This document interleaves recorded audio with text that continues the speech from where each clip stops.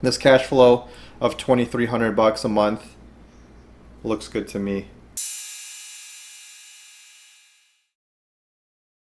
Everybody, welcome to the 17th episode of Coffee with Chuck. Today is August 28th, 2020. Thank you all for tuning in. Before we get started, I wanted to shout out again my buyers, Phyllis and Ralph. They hooked me up with Charles Akova team logo mug. Appreciate you. You guys are so wonderful. Thank you for supporting me there. My video last week was about generational wealth, but I wanted to show what would happen in one generation, or in this case, like my lifetime or your lifetime or whatever. But that would consist of real estate investing. So I know there's a lot of benefits to real estate investing, but I wanted to go over three main concepts: leverage, cash flow, and appreciation. So those are the three things that I wanted to go over today, just with a couple examples that I have here. So right now, it's 2020. And here's me wanting to buy this house. So this home they're asking for about $150,000. And I'm gonna put 20% down. This is leverage because I don't have that whole $150,000. So I'm gonna put 20% down, which equals to about $30,000 in cash. This would leave me with a $120,000 loan, and that would estimate about $1,300 a month. That $1,300 a month of expenses would include principal, interest, taxes, insurance, possibly homeowners association fees, and depending on how you want to look at your rentals, this could possibly also include capital expenditures, management, and vacancy. So what I would do, since it's $1,300 a month, I would find a family that would pay, let's say, $1,500 a month. Like my little family there. So since they're paying me $1,500 a month and my cash is $1,300 a month, my cash flow would be $200 per month.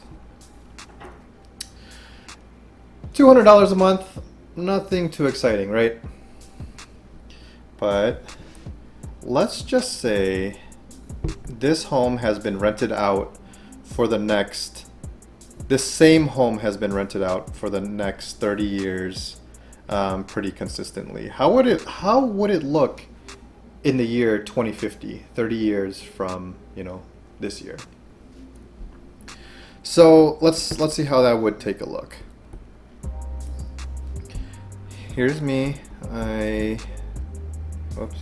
Here's my little cane, because it's 30 years from now. So this is the same home, all right? It was worth $150,000 before, right? Now, let's say that the home appreciated to $300,000. That's pretty good, right?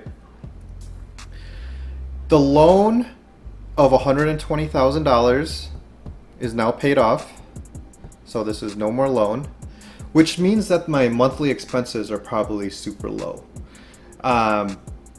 because there's no principal and interest left on the home. The only things that you're probably taking care of for sure are taxes and insurance. So let's put a dollar amount to that. Let's say $700 a month for taxes and insurance, right? For your expenses now. The rents would also appreciate too. So the rents, let's say, are now $3,000 a month. Now, do you see the difference between this $3,000 to $7,000? This $3,000 is still being rented out to another family or somebody, somebody that needs this kind of home in the area.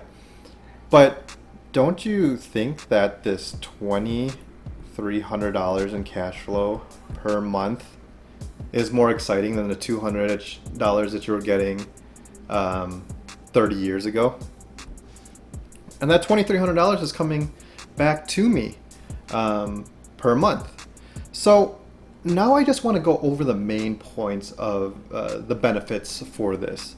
So we went from $150,000, $150,000 that we bought to $300K. That's the appreciation.